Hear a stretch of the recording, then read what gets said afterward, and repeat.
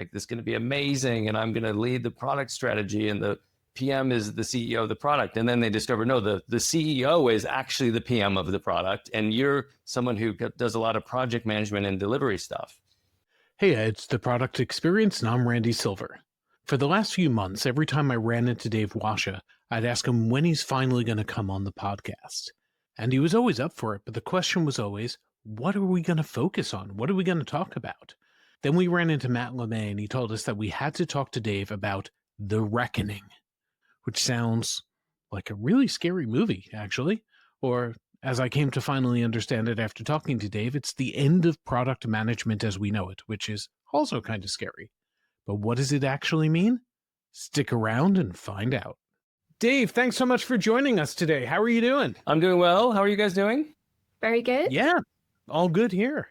And Dave, obviously, we know you well. You are a star of the London and UK product scene. You're a stalwart who's been doing it for ages. You've graced the stage at Mind the Product a couple of times. But for anyone who hasn't watched those videos, who doesn't know you, just give us a quick introduction. What are you doing these days, and how'd you get into this world in the first place? Yeah, I mean, I started off life as a product manager, and many people will know I was the product manager for Internet Explorer 4.0 when I was 21 years old. And since then, I've done product roles in the US and in the UK. In the UK, I've worked at companies people probably have heard of, like Moonpig or Zoopla or Photobox. And right now, I'm kind of taking a break from some of those bigger jobs, and I'm doing a bunch of coaching and advising and a little bit of consulting. Fantastic. And the thing that we wanted to talk to you about tonight, in fact, it was suggested by a recent guest, Matt LeMay, who said, well, we said, Dave's coming on soon, but we haven't settled on a topic. And he said, ask him about The Reckoning. The Reckoning. And I think, yeah, he used that tone. So we knew he was serious. What is The Reckoning, Dave? Well, Matt and I are kindred spirits, and I don't know what you discussed with him, but if you discussed his new book, then some of the themes are very similar. The Reckoning was just something that happened. So I was on a panel, I think you even may have been there, Randy, but I was on a panel in London at Monza's office, like a senior product person's panel last year. And I just said, there's something that I wanted to talk about on the panel. And I said that there's a reckoning coming. There's a reckoning coming for us, for product people. And I described the reckoning as simply the kind of backlash that I think we are experiencing and we will continue to experience as a profession until we make amends and reconcile some of our transgressions and our sins of the past. So I'll give you a little bit of the background of how I got to the reckoning, and then maybe we can dig into some of the things that we might be able to do as product people. But yeah, so the reckoning. So a little bit of background on the reckoning. The reckoning is the backlash, I think, that we are experiencing and going to experience from the industry as product people. And we've arrived at this point where the business, the commercial side of the business is really fed up with us as product people, and rightly so. And let's go back about 10 years, maybe 15 years, and talk about the origins of product, particularly in Europe. And then I'll circle back around to how we got to where we're at today. So product is a relatively young profession in the UK and in Europe. And the reason for that is primarily because there haven't been that many homegrown tech businesses in the UK and Europe that are very, very old. So most people 10 or 15 years ago in the UK who called themselves product managers were really product marketing managers for the UK subsidiary of a US-based multinational tech company. But there were very few pure play, like you go and do product as we all know product today in the UK at that time. There's lots of reasons for that. The investment community was very nascent. It was very early in the days of VC. You didn't have any European unicorns yet. You didn't have a lot of European or UK-based founders back 10 or 15 years ago. That's all changed and come along quite quickly over the last 10 or 15 years. In Europe, it's transformed into a place where there are all kinds of unicorns, and there are all kinds of companies where people do product management the way that we all talk about product management. But in order for, I think, a lot of product people to really try to establish product as a profession, they really wanted to set themselves apart, both from their product marketing precursors, if you will, and the commercial side of the business. They needed to justify their existence as product people and explain what they did. And so they would say, well, listen, we're not commercial people. We can't be held accountable for commercial outcomes. And we're not marketing people. We're not about acquiring new users. We're very much about understanding the customer and creating value for the customer. But we can't be held accountable for any deadlines or dates. And so we really spend a lot of time kind of building up this whole agile splaining kind of vocabulary and set of speech patterns around explaining to people in the business why we can't be held accountable for anything effectively. And I think there were a lot of good reasons for that. And I think the intention behind it was good, right? Which is we need to think on longer time horizons. We need to think about things, that are sometimes things that are best interest of the customer aren't necessarily in the best interest of the commercial side. But we took that to an extreme. We got dogmatic about that. And we became the computer says no kind of profession as product managers. And I think for a long time, we were held in high esteem and people put up with it. But if you look through the kind of post-pandemic economic slump, the macroeconomic slump, where companies had to do, significant reductions in staff and layoffs and things like that. And whilst they're really struggling, and I worked with a lot of early stage businesses that were struggling to stay alive, and their product people were just not connected. They weren't reading the room, and they were really tone deaf about the state of the commercial kind of existential threat to a lot of these businesses. And when the business said, look, we just need to do some things to bring in money to stay alive, the product people stood on principle and said, well, we're not going to do that unless we can test it to the nth degree. And we're not going to do that because we only care about the customer. We don't care about commercial accountability. And they're saying all these things while drawing a paycheck, whilst watching their colleagues be made redundant. And I think there came a point in the last 24 months where businesses just said, where's the payoff here? Where's the return on this investment in product? And it really left them sour on the entire profession. And it's a bed that we made ourselves because we were standing on principle. And I think it's now something that we need to start to unpick and undo, or it may really, I don't think it's overly dramatic to say, it could be the end of our profession. You talked then about how this has come about as, and the difference between American or I guess particularly sort of West Coast product management, and then the maturity and the evolution of product management in UK and Europe. But in terms of the reckoning, do you see that as something that's happening across the pond, globally, or is so that's not just something that's happening just to the UK and Europe because we're less commercial, because it's a less mature? No, I think it's probably more extreme here because product managers in Europe really had to establish and justify the function. Whereas in the States, they didn't have to do that. It was just kind of done for them. The functions were born out of necessity. But if you look in the US, right, if you look at what Brian Chesky did at Airbnb, where he got rid of the product managers and left a bunch of people up in arms, or if you look more recently, again, Brian Chesky adjacent at Paul Graham's essay on founder mode. Again, I think those are both symptoms of this problem, which is that you have a bunch of people running around the company taking a paycheck who are disconnected from the commercial realities of that business. And they are an expense, not only an actual expense in terms of the paycheck, but the opportunity cost of not spending time and effort and focus on the right things. And again, you saw in the reaction to the founder mode essay, just pent up kind of almost frustration in people. I work with a lot of early stage businesses, and every founder was laughing when they read that because they saw it as their ticket to just do an end run around their product people and not put up with their bullshit anymore. And they were just laughing to themselves. They were printing out the essay and taping it to their wall. It's crazy.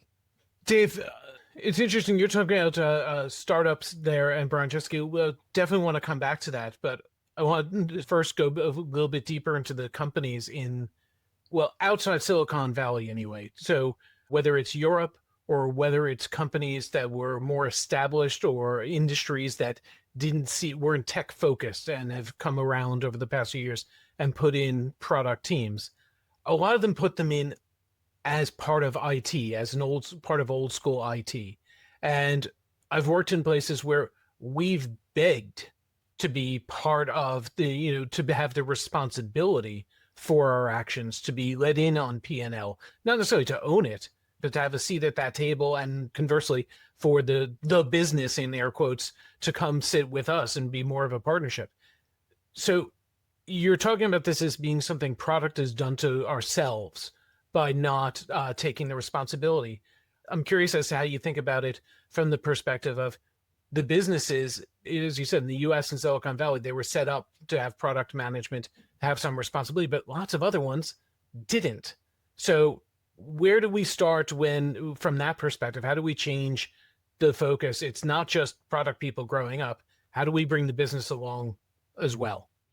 I mean, it's really interesting. I think you're right. There's probably a whole category or class of PM that is under the umbrella of a cost center like IT, and a lot of big, bricks and mortar businesses, so like, Tesco or any of the grocery stores or any of the media companies, or, all very similar in that regard. It's kind of, they have a CIO and things like that. And product sits under the CTO, and it's closer to the project management end, I suppose, of the spectrum. But, if one thing is true, it's when you get a group of product managers together, the thing at the pub, the thing they want to talk about is, what is a product manager, right? And it is contextual, like, what is the role of a product manager? And I think whether it's in asking for a commercial accountability or something else, what we haven't done is proactively established and demonstrated our value. We wait to be invited, or we wait to be included, or we are very, often petulant about, these kinds of things. I think I've certainly been the petulant product manager, just saying, oh, I'm too cool for that, and I don't do that, and I only focus on the customer and things like that. I've been that person. But I think even in the context that you're describing, like understanding how the business works, how it grows, how it makes money, and then playing an active role in contributing to that is something that I think we're often, as product people, we often can't draw a really direct line between our effort and successful outcomes for the business. And that's, again, whatever the context, I think it's still on us. You mentioned when you started out in product management, you were 21 years old working on Internet Explorer. So were you a commercial product manager at that age in that organization? No, I wasn't. I mean, look, I've come to this realization through painful trial and error and embarrassing hypocrisy. No, I mean, the thing about working at a big tech company is it's incredibly hard to draw a line between your effort and the outcomes. And I think working at Microsoft, I'm forever grateful. It was one of the most amazing experiences I've ever had, and I wouldn't trade it for anything. But one of the things you don't learn is how really to understand the customer, or how to understand how the business creates economic value, because you're so far removed from those things. And I think a lot of in my later career, my focus on the customer and on these other things is a reaction to the absence of it in the first part of my career. And you've worked as a CPO and CPTO, quite a few times as well. So when you've been leading other product teams, what's been your sort of appraisal, I guess, of like their level of commerciality? And do you feel like that was kind of like missing at that point? Or is it something that's like it's missing now because of, like you say, the macroeconomics situation, and people just need to be a lot more aware because there's much more focus on return on investment, whereas before, like you say, the 0% interest rates and stuff like that, it just made it a little bit easier. So there was more breathing space to explore and focus on the customer rather than be so commercially minded. I think that's a great question, and there's a lot of nuance in it, but I think you're spot on, which is, for a lot of people, their only experience of product was during those salad days, right? When like everyone was leaving a job every 18 months to get a 40% pay rise. There's a period where we were growing really fast at Zoopla when I was at Zoopla, where like people were leaving almost as fast as we were hiring them. Like they would be there for 6 to 12 months and then leave. A lead engineer would leave to become a CTO and get like with a 50,000 pound increase in their salary. And for a lot of people, for a whole generation of people, I think it's their only experience. For a lot of people, this was their first experience ever of going through a series of layoffs. It wasn't a thing that they knew existed. So because the salad days, that kind of golden age was for really, really long, in terms of the cyclic macroeconomy. So we don't have, that generation doesn't have the skill set, doesn't have the experience, doesn't have the resilience that comes out of having to be really hardcore about the scrutiny and the commercials and cause and effect and the ROI of your efforts. I'd rather be early in my career now during this phase and then enter into another golden age where you at least have that resilience and that grounding. Whereas the other way around has been a real shock for people, I think. I think this also goes into another topic we've talked about a lot lately, which is burnout. People get frustrated because they're focusing on things that have no real effect and they're not getting any recognition. They feel like they're fighting against the business. Why aren't we doing it right? But also, why aren't we delivering any value? Why is there no strategy that we're part of? All of that seems to tie in. And I've certainly seen that a lot. So what can people do? I mean, obviously there's get an understanding of how the business operates, and do that. That is table stakes. But actually engaging people and demonstrating value in an environment that isn't necessarily set up for that right now. How do you stand out? How do you start to make progress? I mean, I think the first thing, and it's ironic to say this to product people, I think, but you have to have an empathy for your customers, in this case, your internal customers, your colleagues, and you have to understand their perspective and where they're coming from. I literally, experienced listening to a junior PM explain to a founder, this founder was worried they needed to, I was consulting with them. They needed to hit some milestones. They made commitments to customers, and those commitments were going to result in sales that the company really needed. And the PM was agile, explaining to the founder why, well, no, we can't do that. We have to go test things. We have to do discovery, and it's probably going to take 6 to 8 weeks. And the founder was just completely exasperated at this young PM who was telling her how, like her urgency and everything else, and this like existential crisis of the business was just going to have to wait. So we needed to A/B test where to put a button on a web page. So, I mean, and that's a true story, right? And we've all been there. I've been on both sides of that conversation. I've been the young PM doing that, but I've also been on the other side being exasperated by it. So developing an empathy for where these people are coming from. Salespeople, if they don't get their bonus, they might not be able to take their family on a holiday, or they might not be able to pay their mortgage.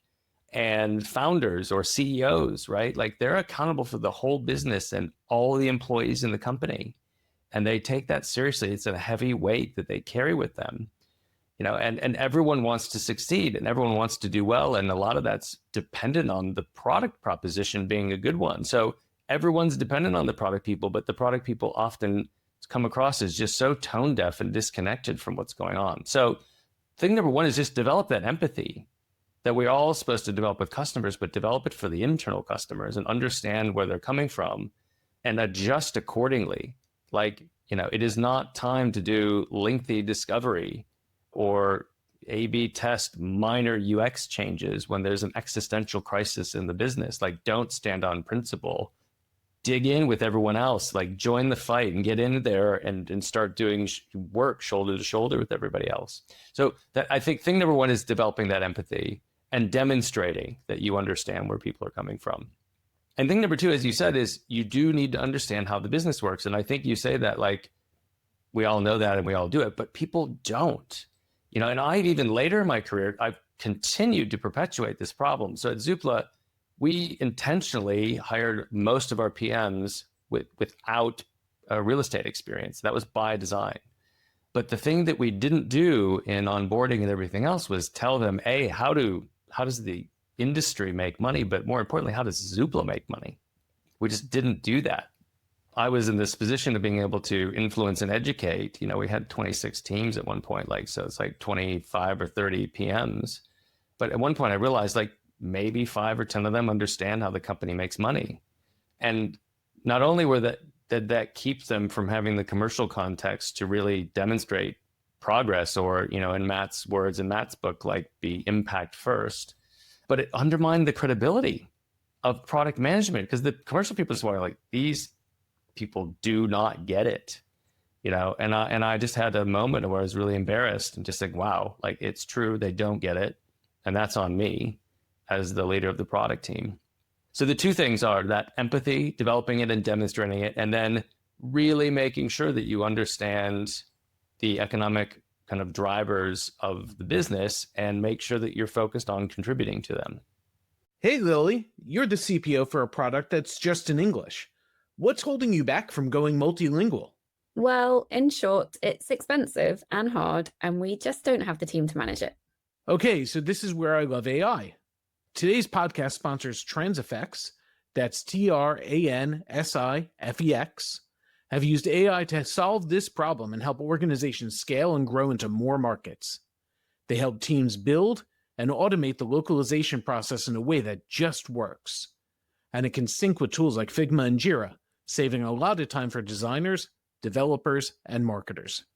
I see that their API would let us upload content, translate, and publish seamlessly, so multilingual updates roll out with every release. Their AI-powered translations keep everything sounding native, not robotic, and you can create and manage your own custom glossary, keeping everything on brand. It's how you cut time to market, stay ahead of competitors, and delight users worldwide. You can try TransFX free for 15 days. Just head to transfx.com, that's TransFex.com, and make global growth simpler than ever. Do you think this is also as a result of certain product management influencers, for want of a better word, or practice preachers being very clear that there are right ways and wrong ways of doing product management? And, putting dates on a roadmap is wrong. Building a feature for one customer is wrong. There are definitely very clear signals that come through from, or have come through in, over many years of, myself and Randy working on the podcast and working at Product Tank, where, you get very clear signals from certain very respected product people in the industry who are saying, if you do things this way, you are the right sort of product manager. And if you don't do things this way, then you are a bad product manager. You have to run 20 experiments a week, blah, blah, blah, blah, or, all of that kind of stuff. It feels like that is as much a root cause of this kind of very stubborn approach, I guess, to product management. Can I give an illustration of that? Yeah. So I was working with a firm which will remain unnamed, and we were introducing a product team for the first time, and they had no idea of, they'd never used roadmaps before. So we're in the middle of hiring a permanent product lead to come in, and we're doing some interim training and work, and we need to pick something that was generic enough and useful enough that it was a good first attempt, but wasn't necessarily going to be what the product lead took forward. So we ended up using Itamar Gilad's approach, which is I think his wonderful roadmap approach.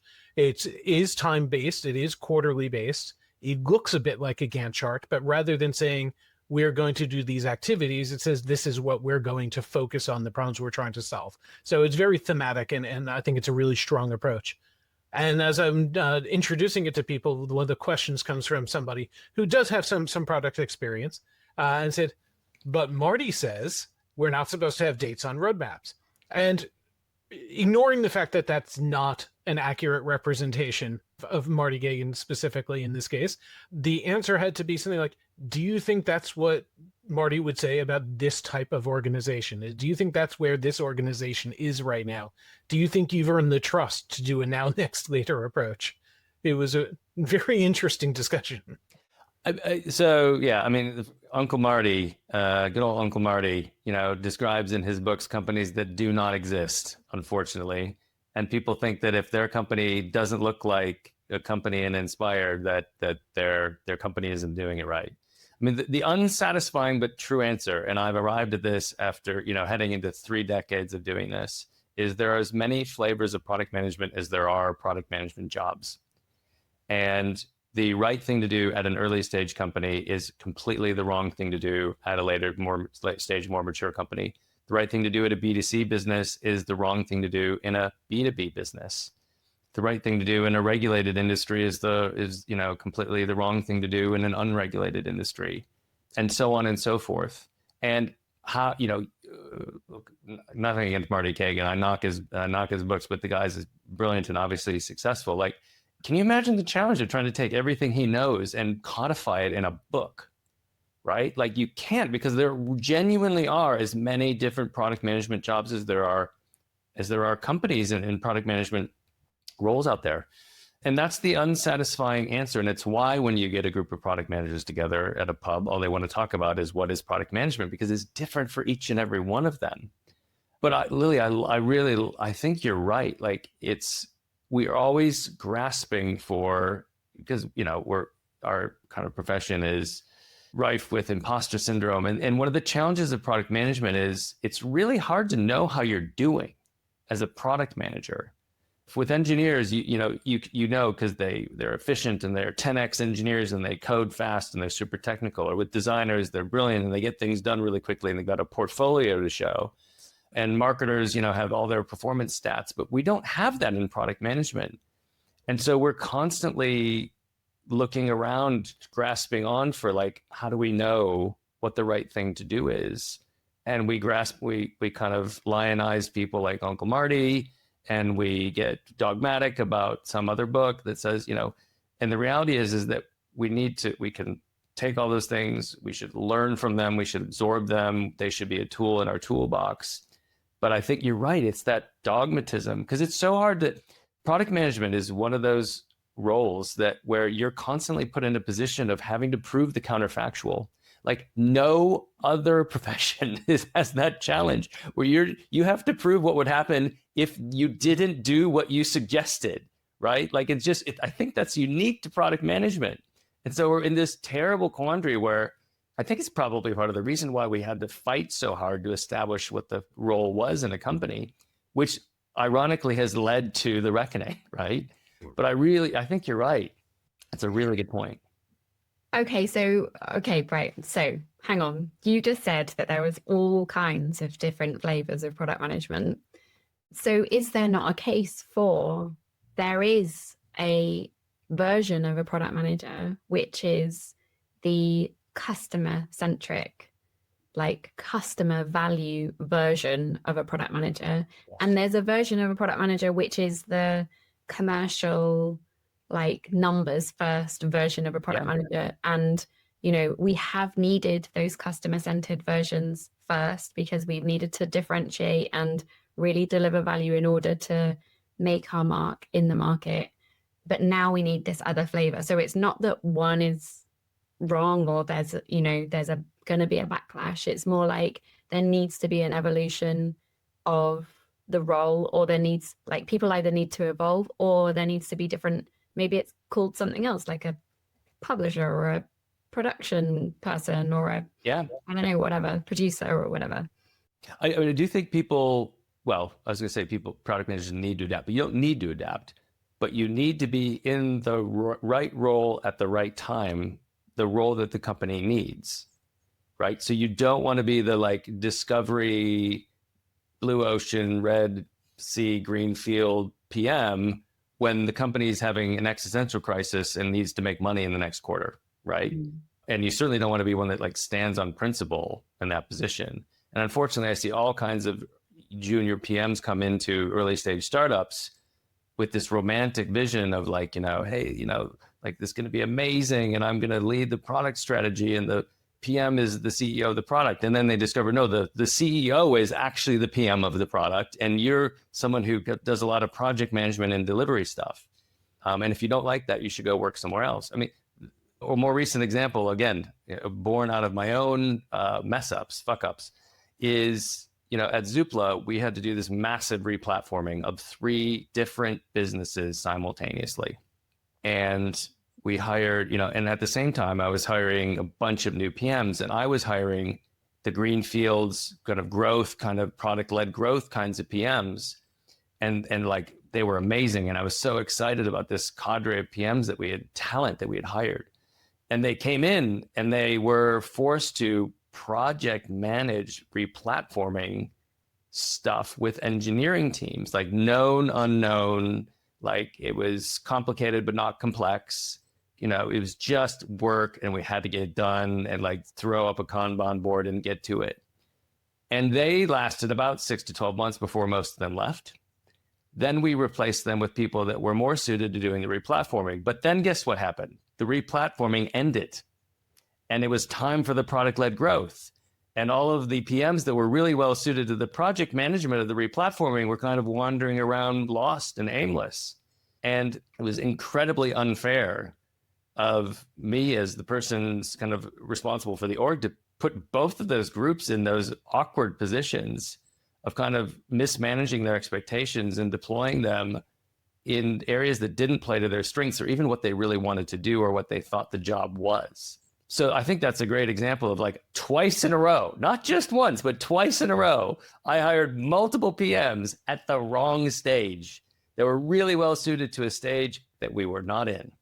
What's your kind of take? Like you said, the reckoning's coming. There's going to be a backlash. Like you're seeing this in the future, or has it started happening now? No, it's now. I mean, I think it started happening like 18 months ago. I started all the CTO and CPO job descriptions because I see a lot of those come and like roles come across my desk because of the consulting and advising I do. Everyone started to prepend like their job descriptions with, we're looking for a commercially minded CTO, or we're looking for a commercially minded CPO. And I think those are the early stages of businesses like trying to say, what's wrong here? Like, what are we doing wrong that we're not getting out of this investment what we thought we would? And now I just think there's so much noise in the marketplace. I think certainly if you think about the UK or Europe more broadly, there's so much noise. Is it a hot market for candidates or not? Is it an employer's market or a candidate market?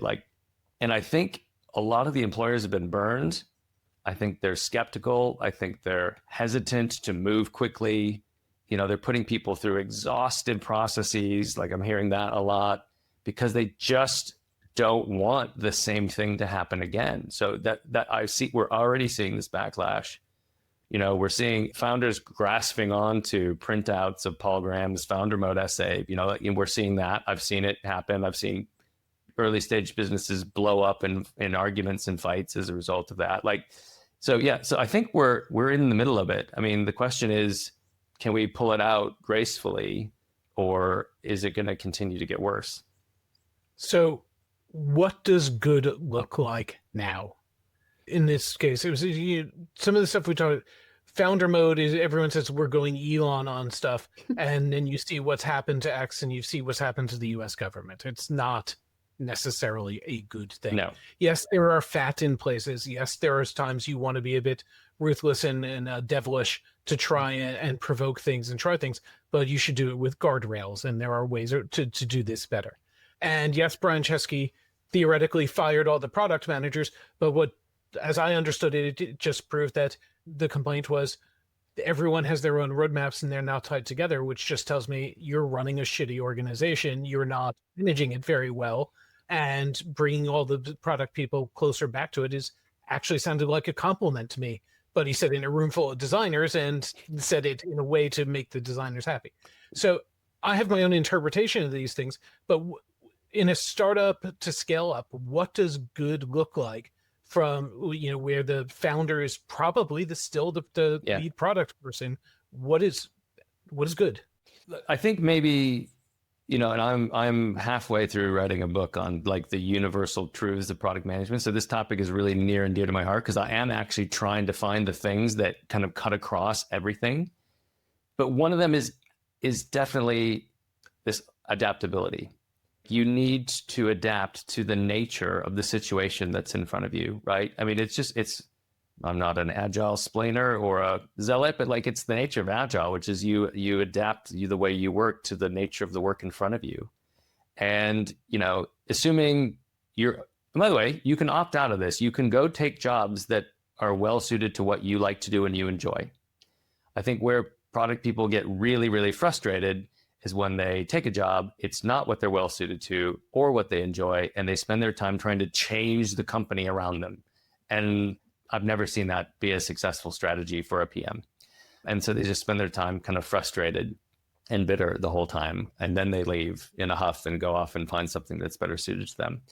So what does good look like? It is adapting your approach. And that's why you've got this sensing and the signals, right? The empathy for your colleagues and the kind of the commercial context for what's going on in the business. I think those are sensing and signals for adapting your approach. Like if you're in a business that's got literally a runway of 6 months, and like there are a lot of early stage businesses out there that are really struggling to raise money because of the macroeconomic climate. The rules have just changed in the middle of the game for a lot of these people. And they were using a playbook that now is, destined to have them lose the game because they weren't profitable, because they weren't worried about their runway, because it was going to be easy to raise money.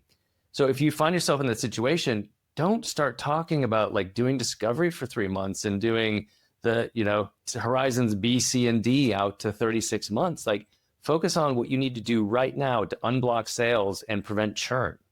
So I think what good looks like is having that sensing, having those signals, and adapting your approach to the situation. It sounds silly.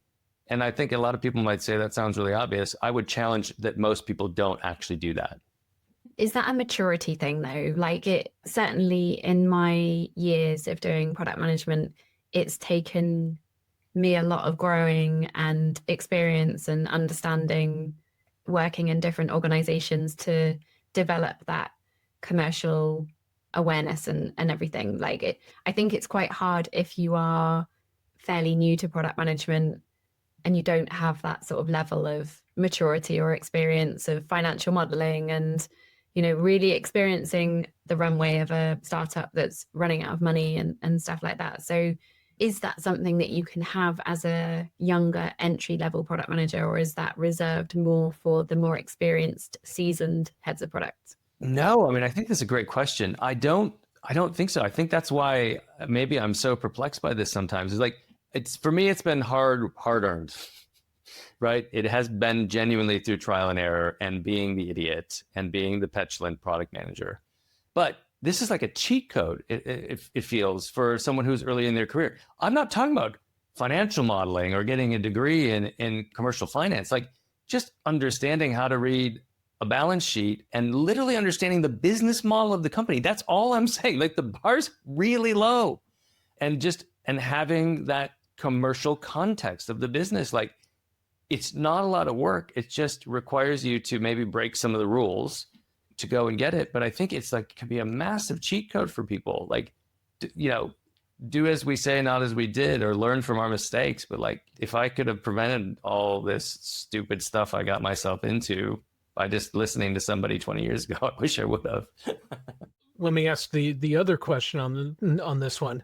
So there's been a huge explosion in the profession. There are a lot more people with the title product manager than there used to be, especially in the UK and Europe. It's really come along. There are lots of companies who created the title and either hired a bunch of people or changed the titles of a lot of existing people without necessarily giving them a whole lot of training in what the job needs to be.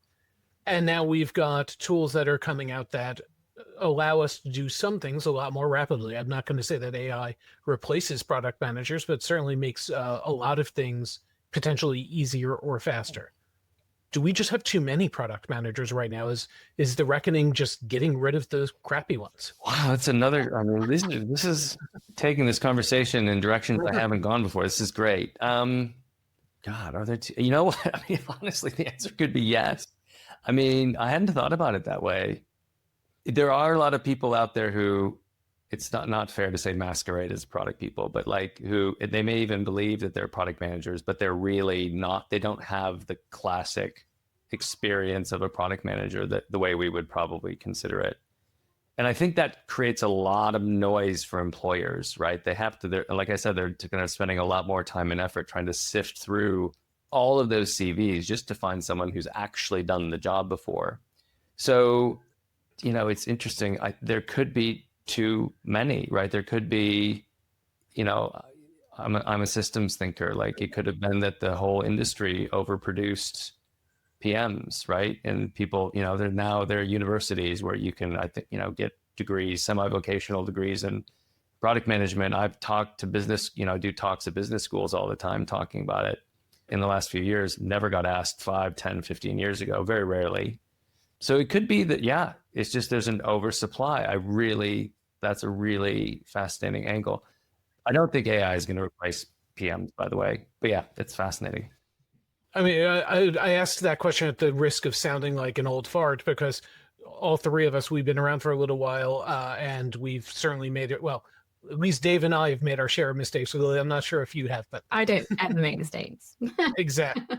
But we've learned a lot of lessons. I wear my wounds with pride. I feel bad for people who worked with me in the past many years ago who will recognize all the mistakes I made and call me an idiot, and that they're absolutely right. I made tons of mistakes. It's the only reason I'm any good as a coach now and an advisor is because I'm very honest and open about those mistakes. That's right. Yeah, 100%. And it's fascinating just on that. There, not only there's the glut of PMs. It's funny how I've gone from that was an open question to now it's a fact. But also coaches, right? There's all these people, so many coaches flooding the zone, but which is fine. I'm nothing against it, except for the fact that you have people who are coaches who've never done the job. It's like it's like coaching football or cricket when you've never played the game. That's something I find fascinating. That's definitely kind of a second order effect of kind of this boom of the product management industry, I suppose. Interesting. So Dave, in summary then, to just kind of wrap up now, because unfortunately we've come to the end of our time together tonight. Basically what you're saying is product managers need to not be so dogmatic, be more flexible, try and understand the business more by just speaking to maybe the CFO, CEO, understand the business model, understand the balance sheet, understand how they're contributing more to the financials and the business success. And then the reckoning will not kind of come upon them and they might be able to escape from it. Escape the reckoning. Yes. That's how you escape the reckoning. That's a very good summary, Lily. Okay, awesome. Any other tips before we wrap up and say goodbye? Yeah, if you're job hunting, this is a pet peeve of mine. If you've been working for less than 10 years, your CV should be 1 page long. That's just a tip for everybody. So I literally read a CV the other day that was 16 pages, and I was like, nah. I mean, my assistant, for the last 5 jobs I've had, my assistants have even put those on my desk. Like, they know if it's more than a page, I won't even consider the person. So anyways. This is where I'm going wrong. I need assistants, not just one, but plural. Dave, thank you so much. It's been such a pleasure talking to you. Thanks for joining us. I really enjoyed it. Yeah. And like I said, it's really taken the conversation in ways that I hadn't had those discussions before. So it was really great. Thank you both for that. And thank you, Dave. It's great to have this chat. Bye.